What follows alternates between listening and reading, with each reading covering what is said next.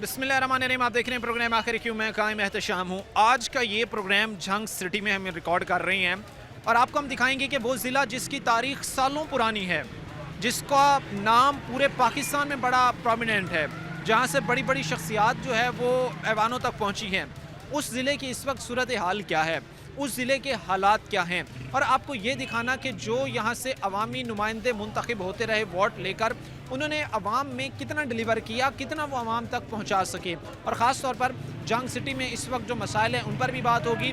और मैं कोशिश ये करूँगा क्योंकि जो चीज़ें अभी तक मैं ऑब्ज़र्व कर सका हूँ वो बड़ी ख़तरनाक हैं और बड़ी तकलीफ़ देह हैं। ऐसा ज़िला जिसकी तारीख सालों पुरानी है और उसको आपने अंधेरे में धकेल दिया है, ये बड़ी तशवीशनाक बात है। बहरहाल मैं कोशिश करूंगा कि जो लोग हैं उनकी तरफ बढ़ा जाए, उनसे बात। प्रोग्राम के सिलसिले को आगे बढ़ाते हैं। इस वक्त हम झंग सिटी के एक इलाके में मौजूद हैं। रेलवे रोड के करीब वाकई ये आबादी है और एक मेगा प्रोजेक्ट यहाँ पर जो है वो शुरू हो चुका है सीवरेज सिस्टम के हवाले से। हमने यहाँ पर जो सूरत हाल आकर ऑब्ज़र्व की है वो हम अगर बयान करें तो वाकई तकलीफ़ का बायस है, क्योंकि लोग बेसिक नीड्स को तरस रहे हैं। मैंने जैसे कहा कि कोशिश करेंगे कि बिला ताख़ीर लोगों की तरफ बढ़ेंगे, उनसे बात करके जानने की कोशिश करेंगे कि मसाइल के अंबार लगे हैं तो वजूहात क्या थी, इनका हल क्या है और किस तरह ये लोग अपनी महरूमियों को ख़त्म कर सकते हैं। कुछ शहरी, कुछ दोस्त हमारे साथ इस वक्त मौजूद हैं, इनसे बात करते हैं। अस्सलाम वालेकुम। वालेकुम सलाम। क्या हालात है सर आपके इस इलाके के, क्या इस वक्त सिचुएशन है, कितना आप लोगों को बुनियादी सहूलियात जो है वो मिल चुकी हैं, कितना आप बुनियादी सहूलियात ज़रूरियात की तरफ देख रहे हैं? अस्सलाम वालेकुम। सबसे पहले तो मैं जनाब 41 न्यूज़ का और आपकी तमाम टीम का शुक्रिया अदा करता हूँ कि आपने हमारे मसाइल को अपना समझते हुए आप यहाँ पर तशरीफ़ लाए और हमारे मसाइल को सुनने के लिए और आला हुकाम तक पहुँचाने के लिए इतनी तकलीफ़ की। ये जो प्रोजेक्ट है ये मेगा प्रोजेक्ट है झंग का। इसमें हम 7 साल पहले ये शुरू हुआ था और हम जो है रेलवे स्टेशन डिस्पोज़ल पर यहाँ मौजूद हैं और ये डिस्पोज़ल हमारा मेगा डिस्पोज़ल है झंग का। लेकिन और इसमें जो सीवरेज का काम हुआ है 7 साल के अंदर, वो ऐसे हुआ है कि हम लोग ना इधर के रहे ना उधर के रहे, लोग परेशान हाल हैं। आज तक इस सीवरेज का काम मुकम्मल नहीं हुआ। पाइपलाइनें डलती हैं, डलने के बाद बंद रहती हैं, उस पर काम नहीं शुरू हो रहा। दुकानदार परेशान है, यहाँ की कम्युनिटी परेशान है, लोग कारोबार छोड़कर चले गए हैं, लोगों ने अपना कारोबार जो है उनका ख़त्म हो चुका है, लोग पसमानदा हो गए हैं। लेकिन यहाँ के जो अरबाब इख्तियार हैं उनके कान पे जूं नहीं रहेंगी और हम जो है सब परेशान हैं। इस रोड की हालत देखें, यहाँ पे चलना दुश्वार है, कारोबार तो बहुत दूर की बात है। सर बात यह है कि हम महरूमियों का जो हमारी महरूमियाँ हैं, इस प्रोग्राम को शुरू करने से हम मज़ीद परेशान हो गए हैं। हमें हमारे लिए आसानियाँ पैदा होनी थी। आप ये देखें कि इस डिस्पोज़ल के साथ जो पाइप लाइनें बिछी हैं वो कहीं 36 की हैं, कहीं 26 की हैं, कहीं 20 की हैं, कहीं 33 की हैं। किसी एक जगह भी ऐसा सिस्टम नहीं आता कि मुख्तलिफ पाइप लाइनें डाली जाएँ। लेकिन यहाँ झंग के साथ जो है ये सलूक जो हुआ है, यह किसी ने आज तक इस पर गौर ही नहीं किया। हम लोग तो परेशान हैं। हम इतने परेशान हैं कि हमारा यहाँ से बच्चों का गुज़रना, तालिब इल्मों का गुज़रना, तुलबात का गुज़रना भी मुश्किल हो गया। एक एक फुट मिट्टी जमी हुई है, किसी को आज तक ख्याल नहीं आ रहा। हम इंतज़ामिया से भी बार बार अपील कर चुके हैं कि इस प्रोजेक्ट को इस जल्द से जल्द मुकम्मल करके झंग के अवाम के लिए आसानियाँ पैदा करें। झंग के सीवरेज के मसाइल जो हैं वो आप शहर से पानी इधर आना था, वो शहर के अंदर ही गलियों में, मकानों में घुसा हुआ है। हम रोज़ाना अपने घर के दरवाजे से आगे पानी निकालते हैं, गलियों में से पानी निकालते हैं, लोगों का जीना मुहाल हुआ हुआ है। कोई नमाजी मस्जिद में जाने से तरसते हैं, कोई जनाब स्कूल जाने से तरसते हैं बच्चे, और तो हम तो यही मुतालबा करते हैं ना। इस वक्त ये कहना चाह रहे हैं कि जो मसाइल हैं वो इस हद तक बढ़ चुके हैं कि हर तरफ हमें एक मसाइल के तबाहियों के अंबार नज़र आते हैं। अच्छा मैम, चूँकि एक मसाइल हम ये कहते हैं कि भाई झंग जो है वो आप ये कह लें कि सकाफ़त के लिहाज से भी बहुत अहम है, स्टैटिक जियोग्राफी तौर पर भी ये जो है वो बड़ा अहम है। इसके अलावा जो है वो बहुत सारी ऐसी चीज़ें हैं जो झंग को बड़ा प्रोमिनेंट करती हैं पाकिस्तान में। तो एक प्रोमिनेंट डिस्ट्रिक्ट, एक प्रोमिनेंट ज़िला वो इतना ज़्यादा पसमानगियों का शिकार है, तो ये क्या जहन इस बात को तस्लीम करता है? और अगर पसमानगियों का शिकार है भी सही तो इसकी वजूहात क्या है? ये जो डिस्ट्रिक्ट झंग है ना, ये 200 साल पुराना है। इसकी सरहदें शेखुपुरा से मिलती थी, मगर इसको जनाब इसके बाजू काट दिए गए। किसी को ख्याल ना आया, हमारे सियासतदानों को भी ख्याल ना आया, जो हमारे इंतज़ामिया के लोग आते रहे उनको भी ख्याल ना आया। और आज ये डिस्ट्रिक्ट जंग जो है एक ऐसा ज़िला बन चुका है जो, जबकि हमारे गवर्नर साहब भी ये बात कह चुके हैं कि इंतहाई पसमानदा ज़िला है। और मरीम नवाज़ साहब अभी ये बात कह चुकी हैं अपने दौरे में कि इससे पसमानदा इलाका मैंने नहीं देखा। तो इसकी क्या वजूहत है? इसकी वजूहत हम खुद हैं। और लेकिन इसके साथ साथ जिन लोगों की ज़िम्मेदारी है, जिन लोगों को ये इख्तियारात मिले हुए हैं कि हमने इज़ला को या ज़िले को ये सहूलियात पहुँचानी है, आवाम को ये सहूलियात पहुँचानी है, उनको कोई ये बात नज़र नहीं आ रही। हम अपने तमाम बाब इख्तियार और इंतज़ामिया से भी अपील करते रहे हैं बार बार। हमने इस बारे में अपने एहतजाज भी रिकॉर्ड कर रहे हैं कि हमारा ये जो मामलात हैं, यह सीवरेज, सबसे बड़ा हमारा मामला सीवरेज का है। अगर हमारे जंग का और हमारे बिलखसूस जंग सिटी का ये सीवरेज का मसला हल कर दिया जाए तो इंशाल्लाह मसाइल में कमी आ सकती है। लेकिन यहाँ तो किसी को कोई ख्याल नहीं है। और मैं जनाब अली कई मरतबा डीसी साहब से, असिस्टेंट कमिश्नर साहब से और भी इंतज़ामिया से, चेयरमैन बल्दिया से, दूसरे जो लोग मौजूद थे उनसे भी हम अर्ज़ कर चुके हैं, कई दफ़ा वफूद की शक्ल में मिले हैं, मगर हमारी बात को कोई सुनने को तैयार नहीं है। आपके इदारे के ज़रिए, आपके नेटवर्क के ज़रिए हम ये मुतालबा करते हैं कि हमारे इस सीवरेज के मसाइल को, सबसे बड़ा मसाइल जो हमारा जंग सिटी का है वो सीवरेज का है, हमें यह मसला हमारा हल कर दिया जाए ताकि लोगों को सुकून हासिल हो सके। लोगों को सुकून हासिल हो सके, ये एक अहम चीज़ है जिस पर हमारे साथ जो इस वक्त अहले इलाक़ा हैं ये बातचीत कर भी रहे हैं। और इस वक्त की जो सिचुएशन है वो जब हम बयान करते हैं, जब लोगों के सामने रखते हैं, जब अरबाब इख्तियार के सामने ये चीज़ें रखती हैं, तो उनके लिए ये चीज़ जो है वो बाइस से शर्म होनी चाहिए कि अरसे दराज से तमाम तर चीज़ें मौजूद, तमाम तर सहूलियात मौजूद, एक एडमिनिस्ट्रेशन मौजूद, MPAs MNAs मौजूद, इसके बावजूद भी महरूमियों में इस तरह धकेला गया है कि वो अजला जो जंग से भी बैकवर्ड समझे जाते थे, आज वो भी इस तरक्की के दौर में जो है वो काफ़ी आगे निकल चुके हैं। लेकिन आज भी ये जंग जो है वो इस वक्त महरूमियों में डूब रहा है। इसकी वजह ख़ास तौर पर अगर देखी जाए, जानी जाए तो ये भी है कि जो माजी में MPAs MNAs मुंतखब होते रहे, उन्होंने इस तरफ इतनी ज़्यादा तवज्जो ना दी, लोगों को मसाइल हल करने में इतनी ज़्यादा तवज्जो ना दी जितनी उनको दी जानी चाहिए थी। सर के क्या ये बात हकीकत समझते हैं आप, वैलिड है, दुरुस्त है कि जो हमारे MPAs MNAs हैं उन्होंने अंधेरों को ख़त्म करने की बजाय, उजाले लाने की बजाय, जो ये जंग के रिहायशी थे, जंग के रहने वाले थे, उनको और ही उन्होंने अंधेरों में धकेल दिया? शुक्रिया सिटी 41, आपने हमें टाइम दिया। इसमें कोई दो राय नहीं है कि हमारे साबका MNA MPs जो भी थे उन्होंने कभी भी जंग की तरक्की के लिए तवज्जो नहीं दी। आए नारेबाजी ये करेंगे, आएंगे हम इक़्तिदार में आएंगे, आपको इस सहूलत मैसर करेंगे। किसी वक्त भी उन्होंने हमारे जंग में कोई डेवलपिंग नहीं की। आपके सामने है, आप जिस रास्ते से आए हैं देख लें कितनी डस्ट है, रास्ते ख़राब हैं, जगह जगह पानी खड़ा है। एक मेगा प्रोजेक्ट आया, 7 साल हो गए, ये प्रोजेक्ट मुकम्मल नहीं हो रहा। अब कह रहे हैं जी अगले साल हो जाएगा, अगले साल हो जाएगा। जितने दुकानदार हैं यहाँ पर, ये सब दुकानें खाली करके चले गए हैं। यहाँ आप हर दूसरी दुकान पे फार सेल का बोर्ड लगा हुआ है, हर दूसरी दुकान पे फार सेल का बोर्ड लगा हुआ है। किसी MNA MPA ने हमारे जंग की तवज्जो नहीं की। हम अरबाब इख्तियार से बारहा गुजारिश करते हैं कि ये हमारा पसमानदा ज़िला है।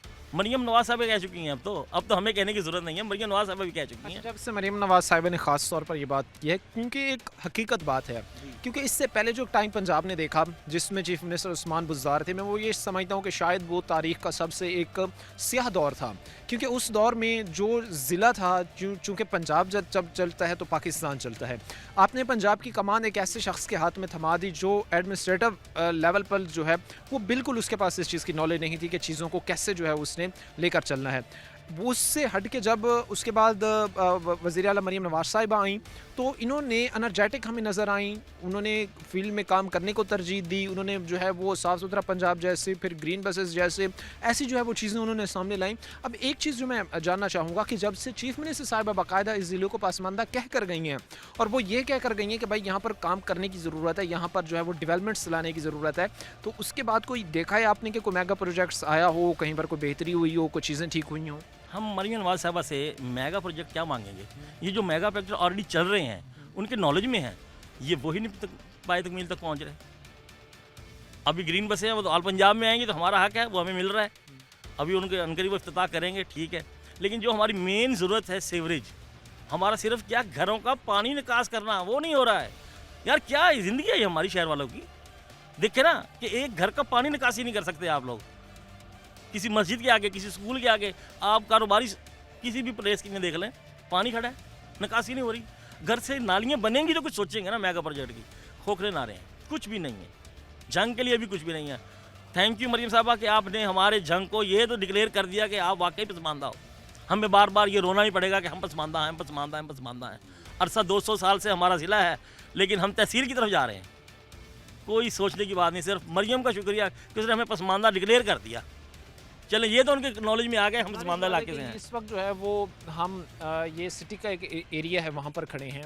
और मैं ऑन अ सीरियस नोट एक चीज़ आपको बताऊँ, एक चीज़ आपके सामने गोश गुजार करूँ कि यूँ महसूस होता है, यूँ मालूम होता है कि हम किसी ऐसी बैकवर्ड जगह पे खड़े हुए हैं जहाँ पर बुनियादी सहूलियात और ज़रूरियात नामी कोई चीज़ एग्जिस्ट ही नहीं करती। यहाँ के रोड्स की आप हालत देखें, यहाँ की सड़कों की आप हालत देखें, यहाँ की गलियों की आप हालत देखें, सीवरेज सिस्टम की हालत देखें, दीगर ऐसी हज़ार चीज़ें हैं जो मैं ये समझता हूँ कि ऐसे सवालिया निशान खड़े करती हैं जो फिर आईना दिखाते हैं। वो हर दफ़ा मुंतखब होने वाले अरकान असम्बली हों, वो मुख्तलिफ़ अदवार में मुंतखब होने वाले अरकान असम्बली हों, और उनको ये आईना दिखाती है कि आपने अवाम के साथ क्या किया, आपने अवाम को किन पसमानदियों में धकेला। और अब ज़ाहिर सी बात है, अवाम भी बड़ी समझदार है, लोग भी बड़े समझदार हैं, और वो जान चुके हैं एक चेहरे कि ये लोग कितने जो है वो सिर्फ बातों की हद तक हमें लेकर चल सकते हैं। क्योंकि जब बार बार आप एक बंदे के पास जा रहे हैं, या बार बार उसे जाके ये बात कह रहे हैं कि भाई आप हमें वोट दें, हम आपके मसले हल करेंगे, मसले हल करेंगे, कब तक आप एक ही नैरेटिव पर, कब तक आप एक ही बयानिए पर जो है वो लोगों से वोट हासिल करते रहेंगे, एक 5 साल, दूसरा 5 साल, लेकिन आखिरकार वो लोग इस चीज़ को जान जाएंगे। लोगों से इस वक्त हमने बात की है, परेशान है और इस उम्मीद में है कि कोई चेहरा इनके मसाइल हल करेगा। और भी लोग होंगे, बात करेंगे, लेकिन वक्त मुख्तसर सी ब्रेक का, मैं ब्रेक लेंगे, ब्रेक के बाद वापस आएंगे। ब्रेक के बाद आपको खुशामदीद कहते हैं, अपने प्रोग्राम के सिलसिले को आगे बढ़ाते हैं। झंग सिटी में इस वक्त हम मौजूद हैं और हालात, सूरत हाल जो सामने आ रहे हैं वो इंतहाई परेशान कुन हैं। लोग बेसिक नीड्स को तरस रहे हैं, वो रोड्स की बात हो, सीवरेज सिस्टम की बात हो, वो गलियों के पुख्ता होने की बात हो, इंफ्रास्ट्रक्चर की बात हो, सब में हमें तबाही नज़र आती है। अब इस तबाही का जिम्मेदार कौन है, यही जानने की जो है वो हम कोशिश कर रहे हैं। अहले मोहल्ला हमारे साथ मौजूद है, इनसे जो है हम बात करते हैं। पंजाबी तुसी बेशक पंजाबी गल कर सकते हो। दसो मैनू ये दसो कि की होया तुहाडे नाल, कित्थे गए ने तुहाडे एमपीए एमएलए? जुलम होया, मेरी गल साडे नाल जुलम होया। 15 साल हो गए इस रोड ਨੂੰ ਪੱਟੇ ਨੂੰ।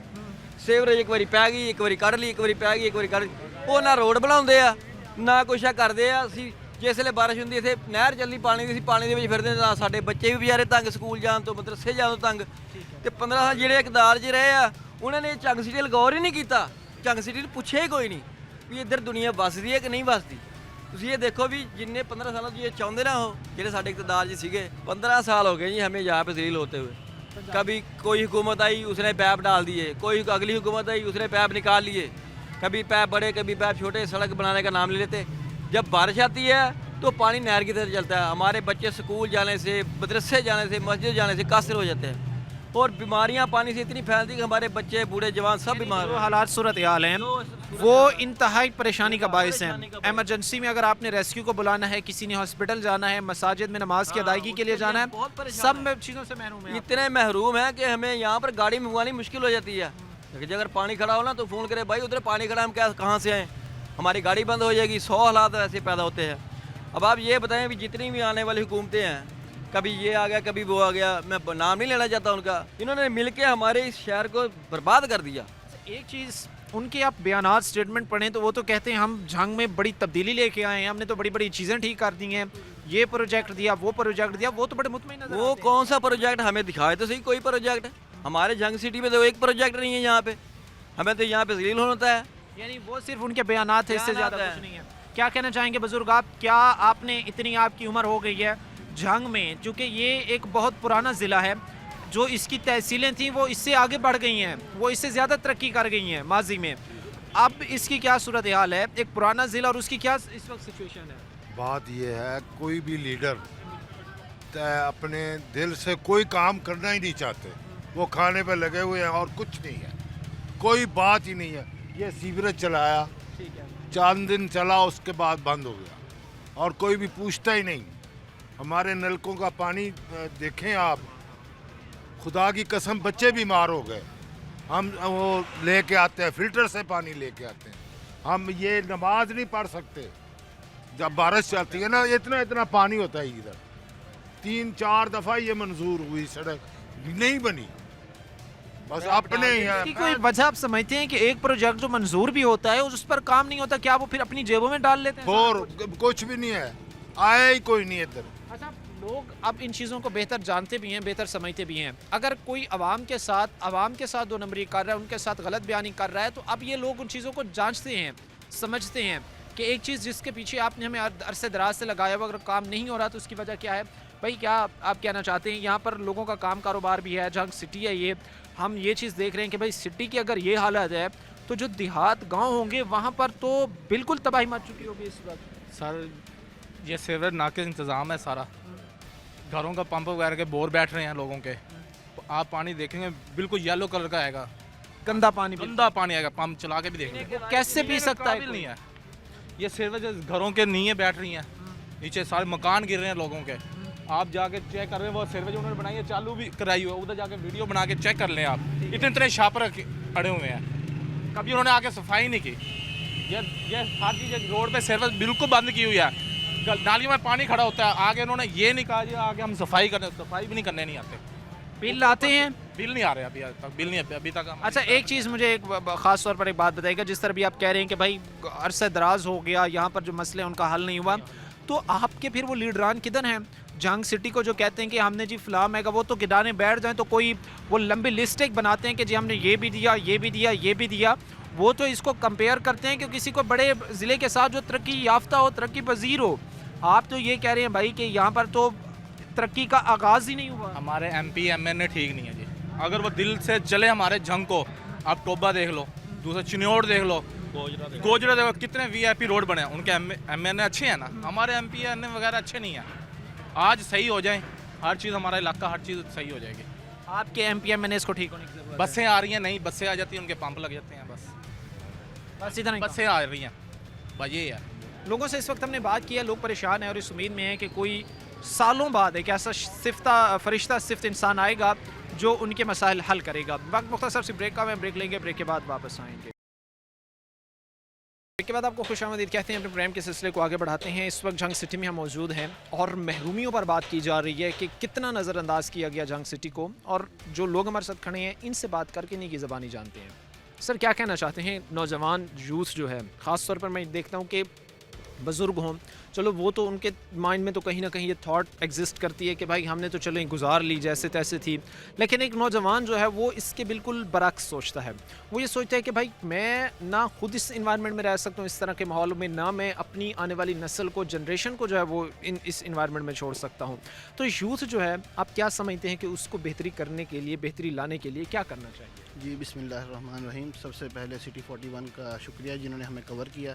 जंग सिटी का सबसे पेचीदा मसला जो है वो सीवरेज का है।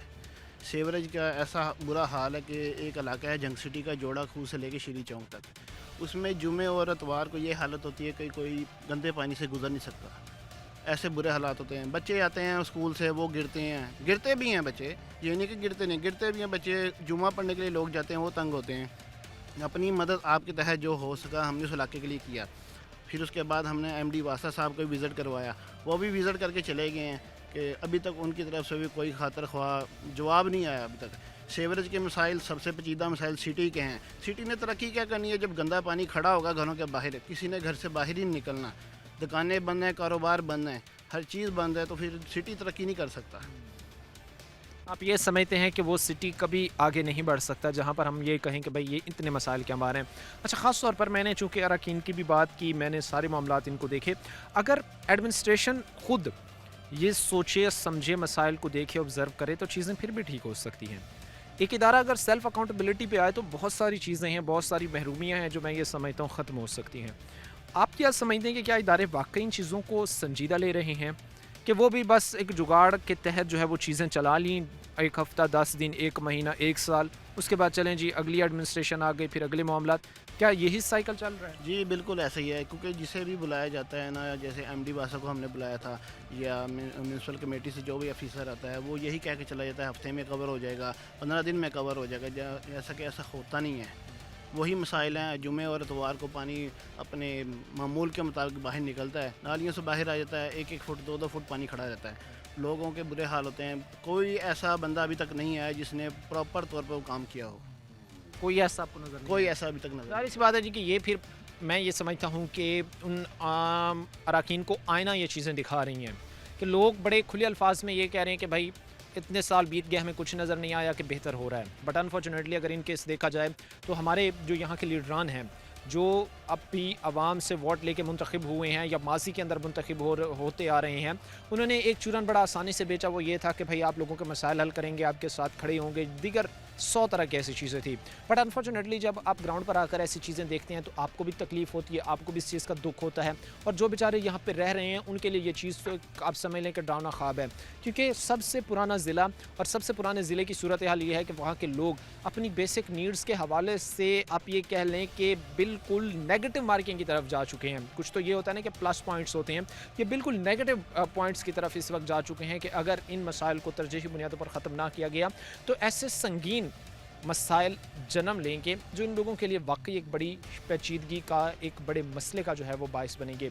और भी हमारे साथ भाई खड़े हैं, इनसे भी बात करते हैं। कैसे हैं भाई आप? शुक्र है अल्लाह क्या नाम है आपका? मोहम्मद आमिर। अच्छा आमिर साहब, क्या काम करते हैं आप? मैं ज़मींदार। अच्छा ज़मींदार हैं, खेती बाड़ी करते हैं। क्या हालात सिचुएशन है इस वक्त के? अब आज के किसान की भी मुझे थोड़ी सी बताएं। इनके भी कहते हैं कि भाई ठीक है, या किसान के भी हालात जिस तरह यहाँ के शहरियों के हालात बड़े ख़राब चल रहे हैं तो आप भी समझते हैं कि बड़े मुश्किल टाइम है? बिल्कुल जी, किसान के ऊपर भी बड़ा मुश्किल टाइम है और शहरियों के ऊपर भी मुश्किल टाइम है, क्योंकि गुज़श्ता तकरीबन 20 साल से जंग के अंदर सेवरेज का मसला चल रहा है और ये वक्त के साथ बड़ा है, कम नहीं हुआ। हुकूमत तब्दील होती है और जो नारेबाजी और ये जो सियासतदान वादे करते हैं कि जी हम इलेक्शन जीत के आपको सेवरेज का मसाइल हल करके देंगे, लेकिन वो सिर्फ नारों तक ही रहते हैं और हमें लॉलीपॉप दिया जाता है। सीधी सी बात है, उसके अलावा हमें आज तक जंग के अंदर, ख़ास तौर पे जंग सिटी के अंदर, किसी भी सियासतदान ने या कोई भी हुकूमत हो, उन्होंने जंग को कभी पूछा ही नहीं है। और ख़ास तौर पे जंग के जो MNA MP हैं उन्होंने जंग सिटी को कभी नहीं पूछा है। यहाँ हमेशा सेवरेज का मसला, और अब इतना सेवरेज का मसला बढ़ गया है कि सेवरेज की वजह से जो पीने का साफ़ पानी है वो भी ख़राब हो गया है। यहाँ फ़िल्टर प्लांट जो हैं वो भी बिल्कुल नाकारा हैं, जिसकी वजह से हेपेटाइटिस C और मुख्तलिफ़ बीमारियाँ लोगों के अंदर फैल रही हैं और बुरे हालात हैं। तो हम हुकूमत से यही मुतालबा करते हैं कि जंग के सेवरेज के मसाइल को हल किया जाए, ताकि आवाम भी सुकून से अपना कारोबार भी कर सके और जो उनके घर ख़राब वगैरह हो रहे हैं उसका भी का सांस ले सके। अच्छा सर, मैं एक चीज़ जो भी ऑब्ज़र्व कर रहा था इस सारी डिबेट के दौरान, डिस्कशन के दौरान, मोस्टली हम कसूरवार मान रहे हैं कैंडिडेट्स को कि भाई ये कसूरवार हैं। वहीं पर एक चीज़ ये भी आती है कि भाई कैंडिडेट्स किन के वोट लेके मुंतखब हो रहा है, ये भी चीज़ बड़ी मैटर करती है, क्योंकि हम ही उनको मुंतखब करते हैं ना, को बाहर से आके तो उनको नहीं मुंतखब किया जाता, हम ही वोट देते हैं, उसके बाद वो जीतते हैं, हारते हैं। अब चीज़ ये है कि मोस्टली दो तरह की चीज़ें पाई जाती हैं। एक ये है कि एक शख्स जो है वो कारकर्दगी की बुनियाद पर वोट ले रहा है, और दूसरी ये चीज़ है कि एक शख्स का ज़ाती वोट बैंक है, पर्सनल उसकी जो है वो वेल विशर्स इतने हैं, पर्सनल उसकी जो है वो PR इतनी है कि लोग जो है वो बरादरियों उसके साथ अटैच हैं, या देहातों में जो व्हाटएवर सिस्टम एक चलता है। तो क्या जो लोग जीतते हैं उनके अंदर काम करने की एबिलिटी नहीं होती, बस एबिलिटी उनके अंदर जो है वो आप ये कह लें PR बनाने की, अपने वेल विशर्स पैदा करने की, अपने जो है वो एक ताल्लुकात बनाने की, जिस वजह से बरादरीज़म भी उनके साथ अटैच होता है। और अगर शहर से वो हार भी जाएं तो वो हारी हुई लीड जो है वो देहात उनको कवर करके दे देते हैं। एक्चुअली इलेक्शन की अगर आप ये वोटर की निस्बत से आप बात करें तो यहाँ पर दो पार्टियाँ हैं, एक मौलाना हजरात हैं, एक शेख हजरात। इनकी अपना एक वोट बैंक है, उस वोट बैंक के बैलेंस के बेस पर ये विन करते हैं। अच्छा, विन करने के बाद जिसको विन करने से पहले तो ये हर चीज़ की वादे करते हैं कि हम हर चीज़ की सहूलत प्रोवाइड करेंगे आपको, लेकिन जो ही कामयाब होते हैं, कामयाब होने के बाद या तो शहर से गायब हो जाते हैं, अगर शहर में रहें तो हीले बहाने, टाल मटोल, हम ये करवा देंगे, लेकिन कोई अमल नहीं। अच्छा, अब हम इस सेवरेज के हवाले से जो बात कर रहे हैं, अच्छा इस सेवरेज में 3 टर्नओवर आए हैं। पहले एक मौलाना साहब आए थे, फिर एक बीबी साहब आई थी, अब शेख साहबान है जो इस वक्त फील्ड में नहीं आए, ठीक है। तो उनकी वजह से भी अब कोई इनकी हाजिरी नहीं है किसी की, ताकि इस प्रोजेक्ट को बहाल कराया जाए। आप ये कहना चाह रहे हैं कि जो इस वक्त एक मसला है वो ये है कि लोगों का ज़ाती वोट बैंक इस वक्त पाया जाता है और उसी वोट बैंक को इस्तेमाल करके वो जीत जाते हैं, उनको काम की ज़रूरत नहीं पड़ती। अच्छा, ये मैं ये चीज़ आपके सामने एक बयान करूं कि अगर ऐसे हालात होंगे, ऐसे लीडरान आप मुंतखब करेंगे जिनको आप कारकर्दगी की बुनियाद पर वोट नहीं देंगे बल्कि इस बुनियाद पर वोट देंगे कि ये हमारा दोस्त है, ये जो है वो हमारे बरादरीज़म में आता है, ये हमारे बरादरी कबीले का है, तो फिर कभी भी चेंज नहीं आ सकता। फिर कभी भी आप ये तवक्को नहीं कर सकते कि भाई वो कुछ हल्के में आपको करके दिखाएगा, क्योंकि एक शख्स जो कारकर्दगी की बुनियाद पर वोट लेता है उसके ज़िम्मे ये जिम्मेदारी आयद होती है कि उसने वोट लेने से पहले लोगों में जो वादे किए होते हैं जीतने के बाद, वोट हासिल करने के बाद वो पूरे करना होते हैं। अदरवाइज़ अगला 5 साल फिर आवाम से वो उतने 5% भी, इवन 10%, 5% भी जो है वो आवाम से वोट नहीं ले पाता। और भी भाई हमारे साथ खड़े से भी बात करते हैं। कैसे हैं भाई आप? अल्हम्दुलिल्लाह। क्या नाम है आपका? मोहम्मद शहजाद। अच्छा शहजाद साहब, क्या काम करते हैं आप? ये सर प्राइवेट जॉब करते हैं। अच्छा, प्राइवेट जॉब। प्राइवेट सेक्टर की क्या इस वक्त हालत है? प्राइवेट सेक्टर में अगर एक बंदा जॉब कर रहा है तो क्या आप सर्वाइव कर रहे हैं अपनी फैमिली के साथ, बच्चों के साथ, या कुछ ये है कि भाई आप एक जॉब एक कर लें फिर उसके बाद कोई और जॉब कर लें, इस तरह मामला चल रहे हैं? क्या सूरत है? मामलात ऐसे ही हैं कि प्राइवेट सेक्टर वाले सभी लोग परेशान हैं, आपके सामने ये मामलात। ये है कि इसीलिए फिर कोशिश होती है कि अगर आपका शहर तरक्की करे तो फिर आपके मामलात बहुत ज़्यादा बेहतर हो सकते हैं। Job opportunity. जी जी बिल्कुल ऐसे ही है। तो इस शहर के अंदर जॉब भी नहीं है, कोई बिज़नेस भी नहीं है, जो पहले से कोई बिज़नेस थे वो भी ख़त्म हो गए हैं, क्योंकि ये शहर मुसलसल नीचे जा रहा है, इसके अंदर कोई तरक्की नहीं है। और ना ही सिर्फ सियासी लोग इसमें हैं कसूरवार, इसके जो ज़िले इंतज़ामी है वो भी कसूरवार है, क्योंकि वो अपने ऑफिस से बाहर निकलते नहीं हैं, वो शहर के हालात को देखते नहीं हैं, शहर किस तरफ जा रहा है और लोग किस मसाइल में हैं उनकी कभी तवज्जो ही नहीं रही। वो सिर्फ एक अपने ऑफिस तक महदूद रहते हैं। और हम मरीम नवाज़ साहिबा से गुजारिश करते हैं कि वो यहाँ पे सभी ठेकेदारान और ये सरकारी मामलात को जो है वो बेहतर बनाने की कोशिश की जाए। ख़ास तौर पर एक चीज़ जो मैं ये समझता हूँ कि मैसेज देना ज़रूरी है, वो लोग जो आपको कारकर्दगी की बुनियाद पर वोट नहीं देते बल्कि बरादरीज़म की बुनियाद पर वोट देते हैं या रिलेशनशिप की बुनियाद पर वोट देते हैं, उन लोगों को क्या करना चाहिए, उनके लिए ख़ास तौर पर एक मैसेज? सर इस बार जंग में भी चेंज आएगी, लोगों में शऊर है और अपने मसाइल भी लोग देख रहे हैं, और उम्मीद है कि इस बार वो पुराने चेहरे नहीं रहेंगे, इस बार नए चेहरे आएंगे जो मामलात को लेकर चलेंगे। बहरहाल ये मैसेज, ये चीज़ें आप तक पहुंचाना बड़ा ज़रूरी है। अगर आप चेंज चाहते हैं, अगर आप तब्दीली चाहते हैं, अगर आप चाहते हैं कि वाकई जो है वो इलाका बेहतर हो, तो उसकी शुरुआत आपने खुद से करनी है। और आपका माइंड सेट ये होना चाहिए कि आप जो वोट दे रहे हैं वो कारकर्दगी की बुनियाद पर दें, ना कि आप इस बुनियाद पर दें कि वो मेरी बरादरी से ताल्लुक़ रखता है, वो मेरे दोस्त का बड़ा करीबी दोस्त है, या मुझे दोस्त ने कहा है कि मैंने इसको वोट देना है। इन चीज़ों से बाज आके कारकर्दगी की बुनियाद पे वोट देंगे, डेफिनेटली जो है वो चीज़ें बेहतर होंगी।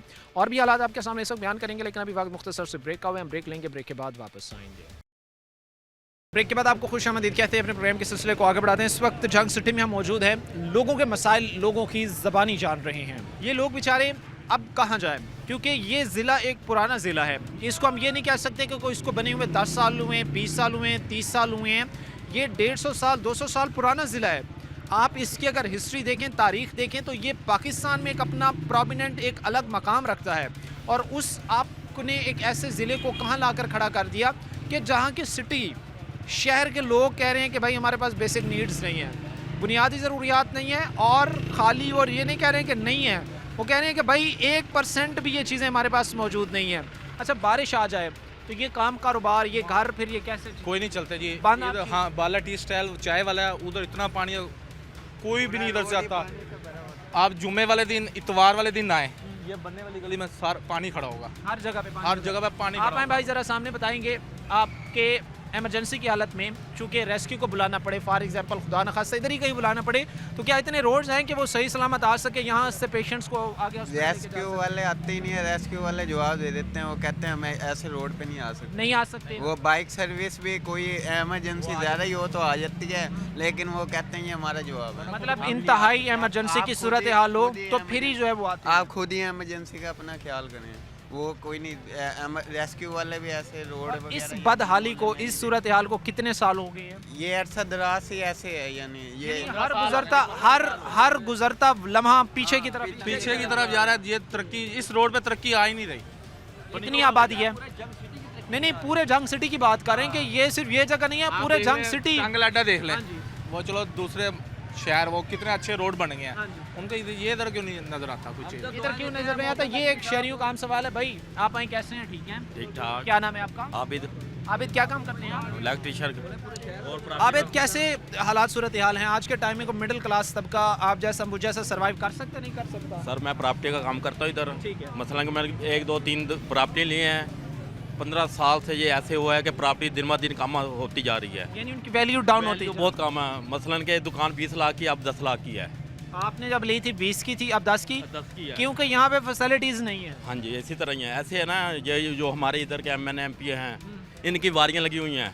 आवाम को दिखाने, आवाम को दिखाने के लिए तो वो एक दूसरे का गिरेबान पकड़ने को तैयार हैं, लेकिन दर पर्दा हालात सूरत हाल ये हैं। आपके बकौल आप जो राय रखते हैं कि भाई उनकी आपस में सेटलमेंट हो? हाँ, आपस में एक मुश्तरका है। जब इलेक्शन पास आते हैं तो एक दूसरे को गालियाँ निकालते हैं, ये दहशतगर्द हैं, वो दहशतगर्द हैं, इनकी बसें हैं, ये वगैरह वगैरह। ऐसे हमें 15 साल 20 साल से नचा रहे हैं, हमें भूखा मार रहे हैं, बीमारियाँ लग रही हैं इधर बहुत ज़्यादा। ये वो महरूमियाँ हैं, ये वो सूरत हाल है जो उन हुक्मरानों को एक आईने में खड़ा ला के जो है वो उनके सामने एक आईना लगाती है और उनको उनके सामने खड़ा करती है कि आपने जंग के लोगों के लिए ये चीज़ की है। मैं ये समझता हूँ कि इसके बाद जो लोग माजी में इनके साथ फ्रॉड करते रहे, स्कैम करते रहे, क्योंकि ये बराह रास्त एक डायरेक्ट स्कैम ही है। आप इस भाई को कह रहे हैं, इसको कह रहे हैं कि यार आपके जो मसाइल हैं हम हल कर देंगे, लेकिन इलेक्शन ख़त्म होने के बाद, जीतने के बाद आप उनको पहचानने से इनकारी हो जाएं, तो ये सबसे बड़ा स्कैम है। बहरहाल आज के इस प्रोग्राम में हमने आपके सामने जंग सिटी के हालात बयान किए हैं कि इस वक्त किस सूरत हाल में खड़े हैं, और नॉट इवन कि हमको जंग के किसी विलेज में गए हैं, नॉट इवन कि हमको किसी जंग के कोई बैकवर्ड इलाका हमने उठाया, हमने सिटी चुनी है और सिटी में ये सूरत हाल है। तो आगे आप देख ही सकते हैं कि क्या हालात होंगे। अब उम्मीद यही की जाती है कि हालात को बेहतर करने की तरफ जाया जाएगा, चीज़ें बेहतर होंगी। आज के प्रोग्राम के साथ कायम है हमारी पूरी टीम को इजाज़त, अगले प्रोग्राम तक अल्लाह ने के बाद।